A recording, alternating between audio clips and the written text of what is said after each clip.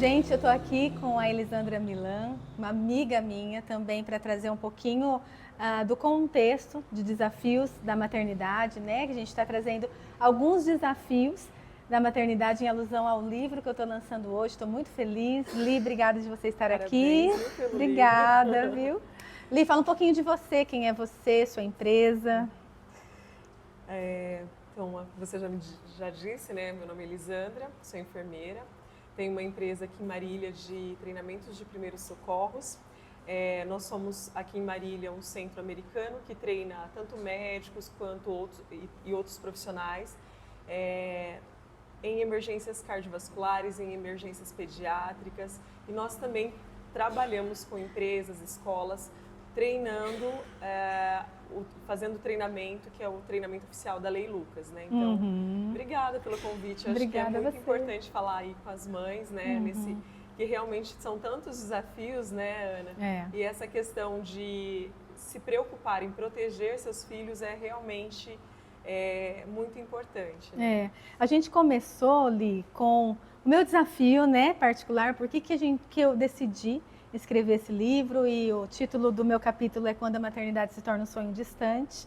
Então, o meu desafio é essa questão de ser mãe, né? Em algum momento na minha vida, porque não posso ser mãe biológica. Então, a gente está nesse processo de espera. E o que a gente faz no processo de espera para a gente esperar com saúde mental, né? A gente não pode esperar colapsando da saúde mental. Então, a gente tem que olhar outras áreas e tudo mais, investir em outras áreas. Aí a Mariana também veio falar sobre o equilíbrio entre vida profissional e maternidade, mas de uma forma real. Né? Não assim, não, gente, eu dou conta dentro das minhas 24 horas, tenho até tempo para fazer um spa. Não, não é isso, né? A gente trouxe bastante da realidade, da dificuldade, da frustração, mas não é só esse tipo de desafio que a gente enfrenta, né, Li? Você falou da Lei Lucas, eu não sei se o pessoal sabe a Lei Lucas, fala um pouquinho dessa lei. Vou falar. Essa Lei Lucas, ela surgiu em 2018, né, como uma lei federal para proteger as crianças dentro de ambientes escolares. Quando a gente está com uma criança dentro de casa, a gente se preocupa com ela, a gente muda os móveis, a gente fecha lá a piscina, né? Coloca umas coisinhas na mesa, assim, né? Na quina da mesa. A gente olha o ambiente para que esse ambiente proteja, a gente também acaba aprendendo, ou pelo menos tentando aprender um pouquinho sobre primeiros socorros. Só que quando a gente coloca essa criança num ambiente escolar, a responsabilidade passa a ser da escola.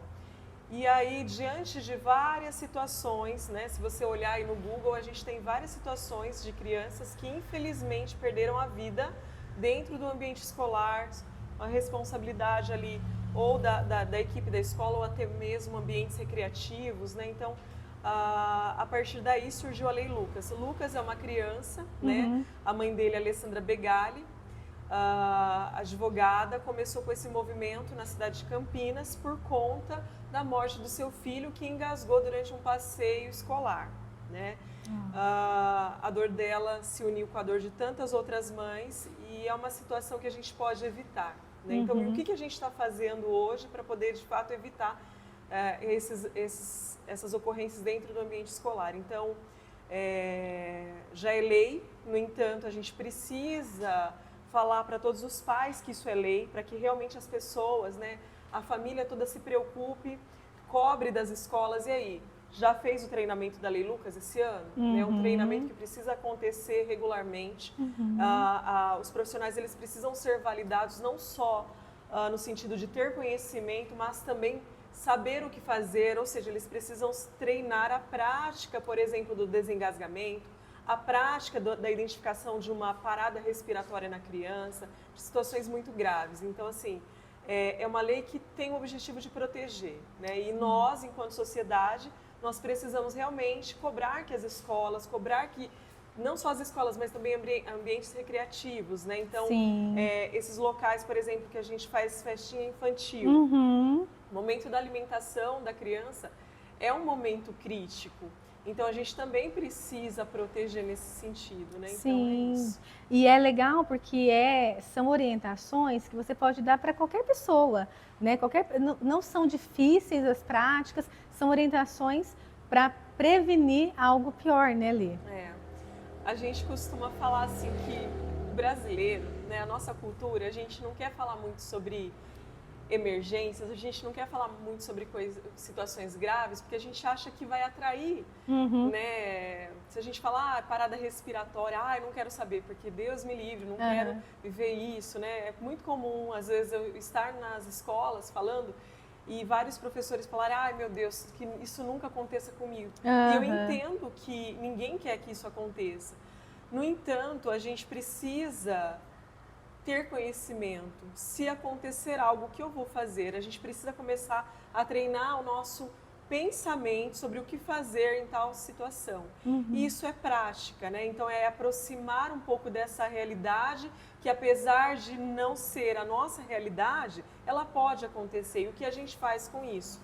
Por exemplo, em situações de engasgamento de uma criança, até mesmo de um adulto, situações de engasgamento, quem está na cena que precisa realmente resolver ou começar a fazer as primeiras medidas. Eu posso e devo, claro, ligar para o serviço de emergência. No entanto, por mais assertivo que eu seja no fato de informar o que está acontecendo, aonde eu estou, a gente tem um tempo para deslocar até aonde está acontecendo, né? Então, esse tempo, ele pode comprometer sim. Né? Então, por exemplo, se nós demorarmos 2 minutos para informar o que está acontecendo, se nós demorarmos, enquanto equipe de emergência, mais 8, 10 minutos para chegar na cena, provavelmente essa pessoa que estava sem respirar, ou essa criança, esse adulto, ele provavelmente vai evoluir mal. Se ele não falecer, ele vai ter comprometimento neurológico. Entendi. Então, quem está na cena precisa ter coragem de agir, identificar e não ter medo. Eu acho que o que a gente precisa hoje em dia falar é não tenha medo. Você não vai machucar, a criança não vai quebrar porque você realmente fez a manobra de desengasgamento. E, claro, nós não vamos fazer a manobra de desengasgamento aleatoriamente, mas se eu sentir dúvida, se eu achei que era, porque minimamente essa criança ficou pálida, minimamente ela ficou irresponsiva por algum momento, né? Pode não ser engasgamento, pode não ser, mas não tem problema se eu executo. Não tem uma contraindicação. Não tem. Entendi. Exato, eu preciso ter coragem de fazer. Entendi. Né? E, obviamente, ao mesmo tempo, chamar o serviço de emergência. Sim, eu já vi vários vídeos, né, em restaurante que as câmeras de segurança acabam captando, das pessoas que elas têm essa coragem de ir, de ajudar as pessoas e acaba salvando uma vida, né, Li? Acaba tentando, mesmo do jeito deles ali, porque eu acredito que um profissional, ele tem todo um jeito diferente do que a pessoa que não está acostumada a fazer isso, né? Mas o fato é que se a gente tiver essa coragem, tiver um treinamento, tiver uma prática, a gente consegue ajudar minimamente essa pessoa, né? Exatamente. A Help to Treinamentos, que é a minha empresa, ela surgiu por esse incômodo, Ana. Porque eu particularmente já trabalhava há um bom tempo no serviço pré-hospitalar e quando eu chegava na cena, o paciente já em parada cardiorrespiratória, pouco podíamos fazer ou quase nada, né? Porque o tempo ele já tinha realmente levado aquele paciente. Por quê? Porque quando alguém está na cena e começa a fazer compressão no tórax, né, que é a famosa massagem cardíaca, eu postergo, eu dou chance desse paciente sobreviver até a chegada do serviço de emergência. No entanto, se eu não faço nenhuma manobra com medo de machucar, dependendo do tempo, realmente não tem mais o que fazer, né? Porque realmente as nossas células, elas dependem de oxigênio. E na ausência de oxigênio, elas realmente morrem. Entendi, Né? Li. E quais são, assim, os sinais que a gente pode observar? Existe alguma coisa mais padronizada, alguma coisa nesse sentido, que a gente pode observar uma criança, um bebê, uma criança que está passando por um processo de engasgamento, por exemplo? Vamos falar um pouquinho do bebê, né? Tá. O bebê é muito comum, né? Assim, voltando aí a falar da maternidade, né? Eu acho que aquele momento que a criança vai para casa e que a família se prepara, né, Ana? E a gente percebe que a família se prepara como? Na grande maioria das vezes é comprando um berço, é preparando um enxoval, mas eu queria dizer que faz parte do enxoval, a gente precisa começar a colocar isso como cultura, que o enxoval também é se preparar para cuidar dessa criança em situações de emergência, que pode acontecer, e também preveni-las, né? Então, numa situação de engasgamento, o bebê ele pode engasgar durante as mamadas, Sim. né? Então, assim, o que eu vou perceber? O bebê, ele não vai tossir como uma criança, né? O bebê, o que eu vou perceber? Que ele vai ficar molinho, mas não é aquele molinho que é aquela criança satisfeita, que acabou de mamar e ela tá relaxada. Não, esse bebê que ele engasga, ele não vai tossir, mas ele vai ficar pálido no meu colo e ele vai ficar hipoativo. Ele vai ficar molinho, sabe?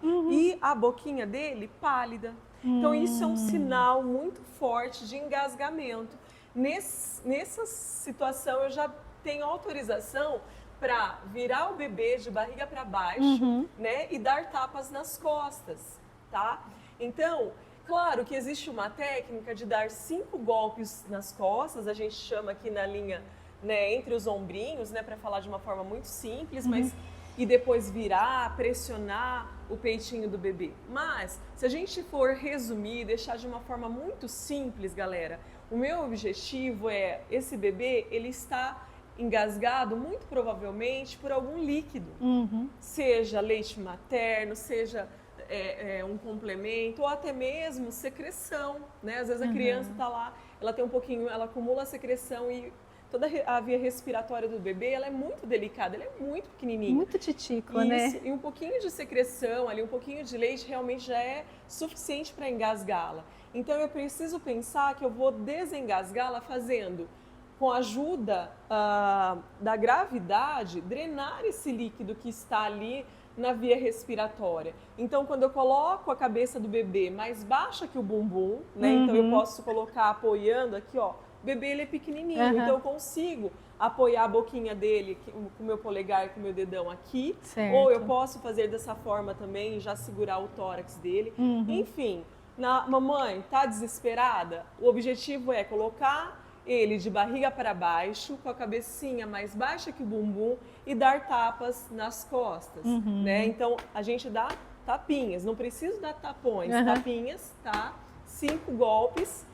Geralmente, o bebê já chora, tá? Quando ele chora, significa que o ar está passando pela via respiratória. Quando ele chora, a gente adora, porque a gente sabe que voltou a passagem de ar, ele está respirando. Sim. E aí, nesse momento que o bebê volta a respirar, a gente coloca ele em posição de conforto, que é realmente colocá-lo mais sentadinho e eu vou observando a coloração da pele dele, da boquinha, do rostinho. Eu vou olhando como que ele está respirando. A princípio, ele pode estar com a boquinha roxa, mas vocês vão perceber que ele vai evoluindo para uma boquinha mais rosadinha, mais corada. Mas no começo, após o desengasgamento imediato, ele fica pálido mesmo. Ele estava pálido, por isso que você colocou ele aqui, né, com apoio até mesmo no teu braço, se você estiver sentado, e deu os tapinhas nas costas. Sim. Ele chorou, a gente para e olha. Corou, tá respirando, né? A gente sempre olha aqui nessa região da fúrcula, tá respirando, ok. Vamos nos acalmar, provavelmente a mãe tá com a perna mole, né? Já gritou todo mundo ali, tava desesperada, né? Calma, vamos observar esse bebê. Provavelmente, né, alguém tenha ligado ali para o serviço de emergência, se ligou, ótimo. Lá no serviço de emergência a gente fica esperando que essa criança chore. Às vezes a gente está atendendo e ouve essa criança chorar, a gente já sabe, ufa, já desengasgou, mas nós vamos encaminhar um especialista lá, né, um médico ou uma equipe de emergência para dar continuidade a essa criança, para dar apoio a essa mamãe. Sim. Mas essa criança já saiu da emergência, ela já está respirando. Pode ser que tenha líquido, que tenha entrado ali para dentro do pulmãozinho? Pode ser, por isso que a gente vai continuar o atendimento. Mas a emergência já foi resolvida, essa criança está respirando. Uau, que bom, Oli. E esse treinamento, a empresa ela dá o treinamento para as empresas, abre para a população, como que abre funciona? Também, a gente também tem grupo de mães Que também, legal. de babás. A gente sempre abre, quando a gente abre para as mães, a gente sempre fala, traga a tua babá. Não tem babá, porque às vezes a babá nossa é a mãe, né, a tia, enfim, traga quem vai ficar com essa criança. o papai. Então, os nossos treinamentos são para famílias. Nossa, que maravilha. Esse é um desafio dentro da maternidade, dentro dessa dinâmica, né, Li? Você tem alguma história, alguma experiência nesse sentido que você se lembra de atendimento de mãe nesse sentido, Li? Olha, Ana, de atendimento vários mesmo, né? Eu acho que a grande questão é muito lindo quando você chega assim e você vê que a família ouviu essas informações e conseguiu, né, desengasgar o bebê. Então, assim, é muito... Porque, assim, particularmente, né, lá dentro do serviço de emergência, que eu também faço parte de um serviço de emergência, quando é uma situação de engasgamento de criança, a gente já sabe, né? Engasgamento de adulto também, mas a gente já pensa, dois cenários vão estar acontecendo. Eu já vou preparada sempre para o pior, porque ou a família já desengasgou e essa criança vai estar respirando e a gente só conduz, né? Termina uma avaliação ali, mas a criança está viva. Ou quando a gente chega, ela pode estar em parada respiratória porque a família não conseguiu desengasgá-la. Sim. Né? Às vezes fica desesperado, quer colocar dentro do carro e quer levar para algum lugar. A gente vê muito isso em vídeos do pessoal chegando nos bombeiros, na polícia, alguma coisa nesse sentido. Às vezes o ideal é que a família, ou o ideal é que todos se empoderem dessa prática, dessa técnica para poder ajudar. Porque imagina uma mãe desesperada, ela entra dentro do carro, ela coloca o bebê, imagina como é que ela vai colocar esse bebê, você acha que ela vai colocar no carrinho, numa cadeirinha protegida? Acho difícil. A chance dela se machucar durante o deslocamento, porque ela está desesperada, ela está querendo chegar rápido, né? Então, assim, o risco de provocar outros acidentes é muito grande, né? E quando a gente coloca essa criança em deslocamento, eu não estou dando atendimento. Se eu não estou dando atendimento, ela está sem respirar. Está passando aquele tempo que você falou, que é né? tão precioso, né? Entendi, Li. E tem essa questão do medo, né, da família. Não, às vezes tem até família que tem até um treinamento, mas tem todo um medo por trás, né, o medo de machucar, como você disse. Esse medo a gente perde quando a gente começa a fazer simulação, né? Então, quando a gente simula casos, a gente começa a treinar o nosso cérebro a vivenciar. Depois de 2 minutos de simulação, a gente já não lembra mais, o nosso cérebro, ele registra aquilo como uma experiência. Olha. Por isso que é tão importante, quando a gente faz treinamentos nas escolas, a gente colocar todos os profissionais em treinamento prático, em simulação, porque a gente precisa condicioná-los a atender a emergência. Eu preciso condicioná-lo a identificar o que ele está vendo, se de fato é uma emergência.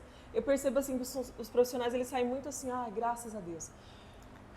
Saem tranquilos, por quê? Porque para quem não está acostumado a lidar com emergência, tudo é uma emergência. Então, uma criança caiu, é uma emergência?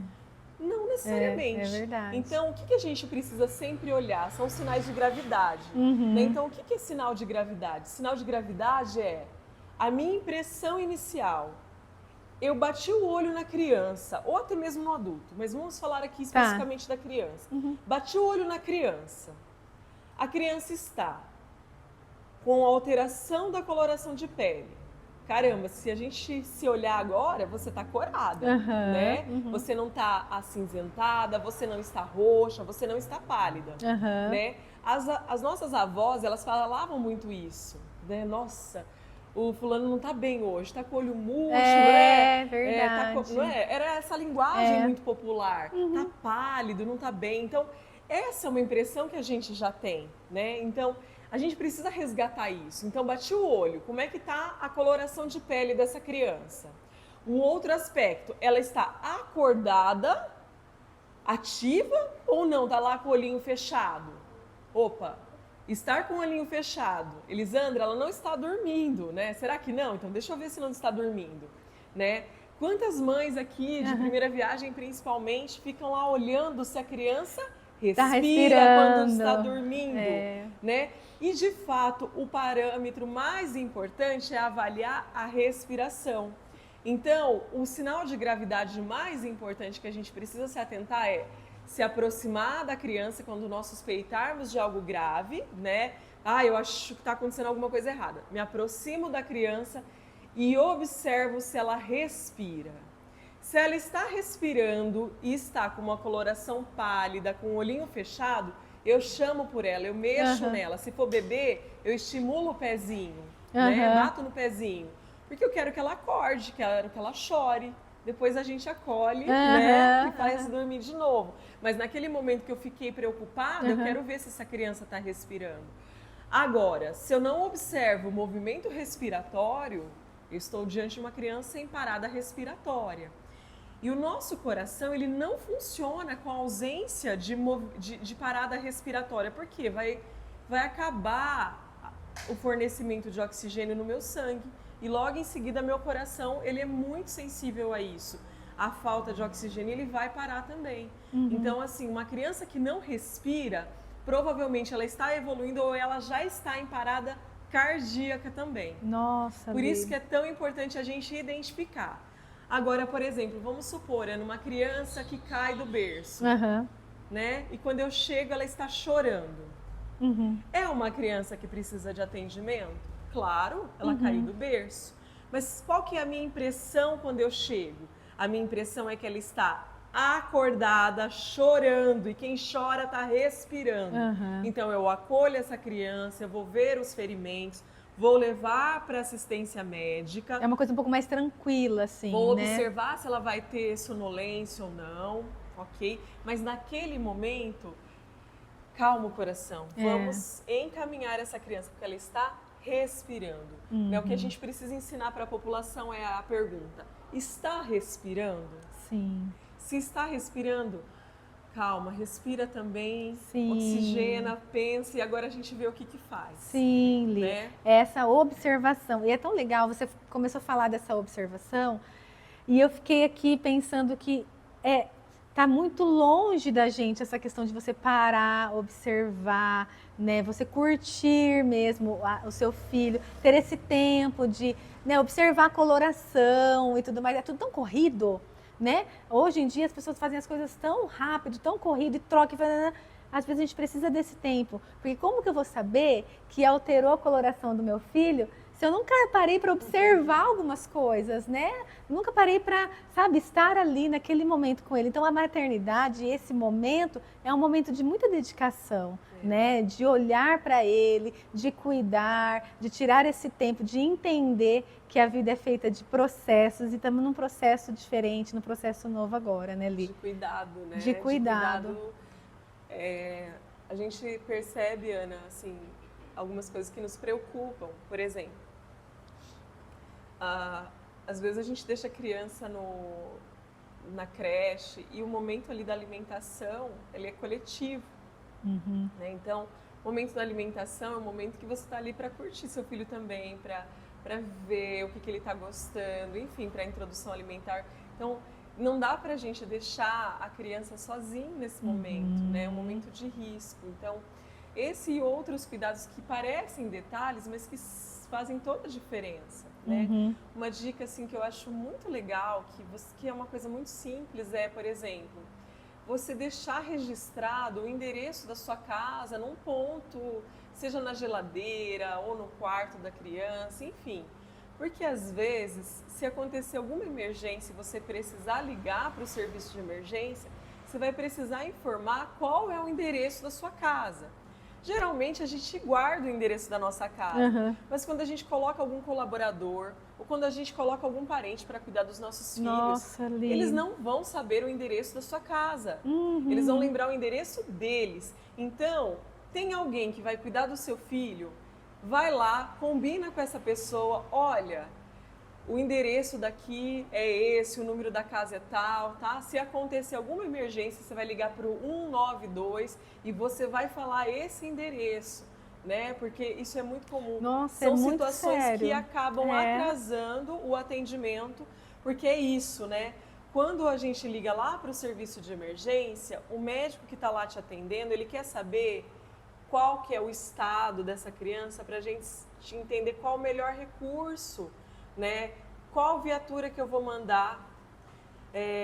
E para eu saber isso, eu tenho que saber como é que essa criança está. Se é uma criança que caiu da cama, está chorando, está, né, com um ferimento no bracinho, ela é totalmente diferente. Não estou dizendo que não precisa de assistência, mas é uma criança com uma gravidade diferente de uma que não está respirando, está roxinha. E aí a gente pergunta qual é o endereço, Ah, eu não sei. Ou Nossa. a pessoa fica tão desesperada que ela fala o endereço dela.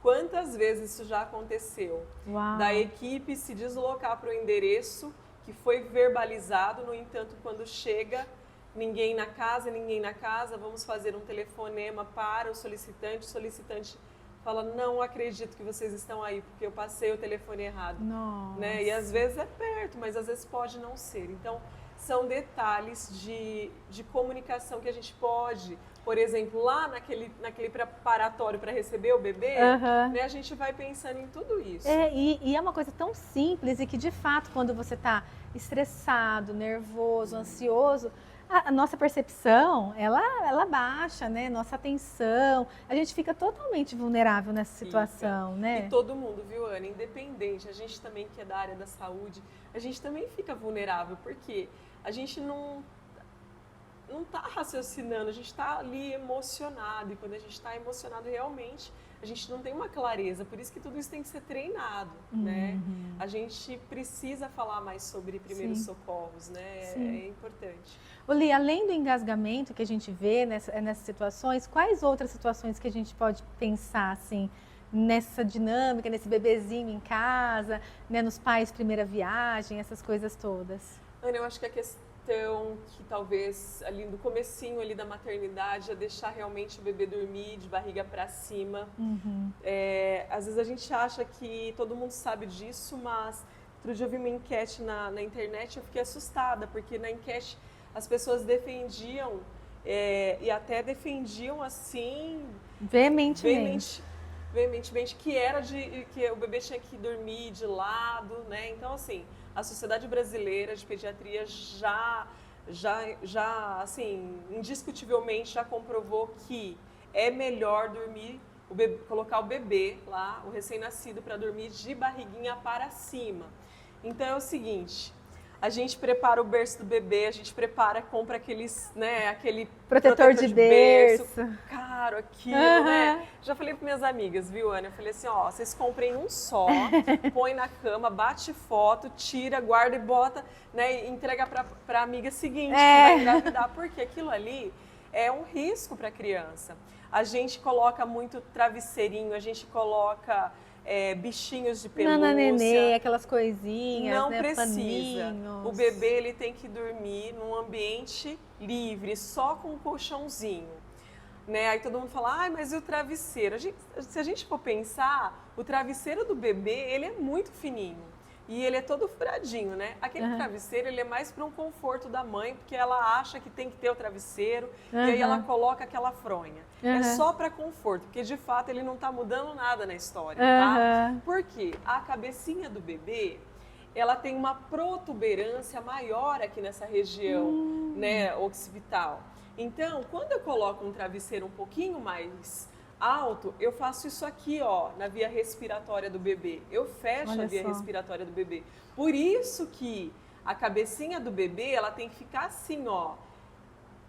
Retinha, assim, retinha, né? A gente chama retificada. E como que eu consigo esse posicionamento? Não colocando o travesseiro alto. Então, aquele travesseiro do bebê pode? Pode, porque ele é uma espuminha que, com o peso da cabeça, ela afunda, né? Então é mais para conforto mesmo.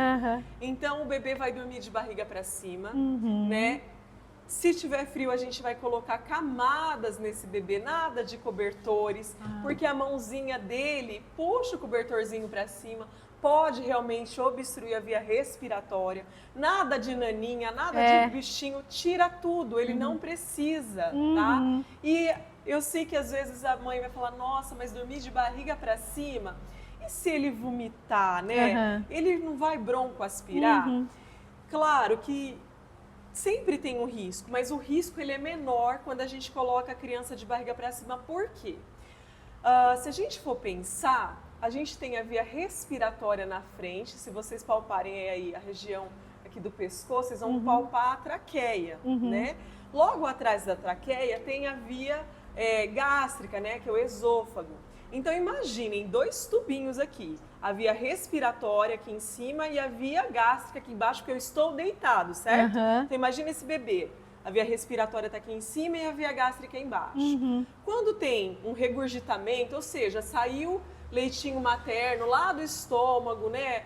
Por conta de refluxo, esse leite ele volta para a via gástrica, ele tem uma dificuldade maior de sair da via gástrica e vir para a via respiratória. Sim. É como se tivesse vindo e voltando para o estômago, vindo e voltando para o estômago, porque o bebê está deitado de barriga para cima. Agora eu vou lateralizar esse bebê. Eu vou colocar no mesmo plano a via respiratória com a via gástrica. Então, qualquer resíduo ali que volte, que tenha um refluxo do estômago, ele pode escorrer para a via respiratória.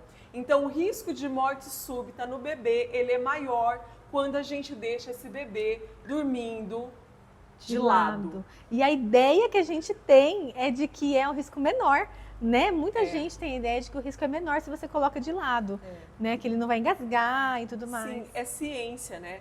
Jamais de barriguinha para baixo, né? Porque o bebê ele não tem aquele estímulo, né? De sentir que ele não está respirando e reposicionar, né? Ele até pode começar a dormir ali de barriguinha para baixo com o pescocinho virado, mas ele pode reposicionar, né? Com o narizinho no travesseiro e ali sufocar. Então, jamais. É sempre de barriguinha para cima. E aí ele vai crescendo, e aí vai ter um momento que ele vai começar a virar e aí tá tudo bem. Mas enquanto ele não vira, ele dorme de barriga para cima. Se tiver frio, cobertores em camada, como se fosse um rolinho mesmo. Né? Não é igual fazer um adulto. Pacotinho, né? É um pacotinho. Ele se sente mais seguro quando ele tá com os bracinhos presos, porque era assim, não tinha espaço lá no útero materno. Ele tá acostumado com isso. Né? Então a gente vai fazendo essa adaptação. Muito legal, Li. Muito bom você falar dessa questão de ele dormir de barriguinha para cima, porque eu já vi muita mãe falando para colocar de lado por conta do engasgamento e tudo mais, né? Li, me fala um pouquinho como que é esse treinamento que você faz para grupo de mães. O pessoal vai ficar super ansioso para saber, né? Entra em contato, como funciona? Pode entrar em contato. Tem gente que tem mães que fecham grupos que já são amigas. Olha né? que legal. A gente recebe às vezes grupos de grávidas lá, né, com os pais. Então é mandar mensagem e a gente fecha uma data, né, que for oportuna. É um curso rápido, é um curso aí de 3 horinhas, a gente faz prática, então passa muito rápido, mas ao mesmo tempo entrega muito conteúdo, muita experiência. Nossa, Li, muito legal você disponibilizar essa atenção, né, para as mamães, principalmente de primeira viagem, né, que não sabem muito bem como funciona e tudo mais. E é aquilo que a gente estava conversando, a gente se prepara para um monte de coisa, a gente prepara enxoval, a gente se prepara psicologicamente, né, a gente tem aí o afastamento do trabalho e tudo mais, mas essas coisas do primeiro socorros, dessa atenção ao bebê, a gente precisa levantar essa bandeira, né, Li? Vamos, né? A gente precisa falar sobre isso. Obrigada por você estar aqui comigo, né? Honra. Trazendo esse contexto do desafio da maternidade, né? Trazendo esse olhar técnico. E deixa seu recado, dê seu agradecimento. Ai, Ana, só gratidão. Queria parabenizar pelo livro. Obrigada. Não vejo a hora de ler. Obrigada, né? Foi Li. lançado agora, eu vou levar o meu para casa. Obrigada, Li. E obrigada pela oportunidade de falar tanta gente, né, com tantas mamães aí sobre esse tema, né, que é um tema que eu amo muito, que eu acredito muito. Não tem preço que pague você saber que pessoas estão sendo salvas porque tiveram um treinamento, souberam o que fazer no momento, né? Então, assim, é fantástico. Obrigada pela oportunidade, por levantar essa bandeira junto. Obrigada, Li. Obrigada mesmo. Gente, obrigada de vocês estarem aqui também. Quero agradecer vocês que estão com a gente. Muito obrigada. E vamos nos cuidando, vamos olhando para os nossos desafios, vamos encarando com realidade e vamos sempre adquirindo mais conhecimento. Um beijo para todos vocês. Tchau.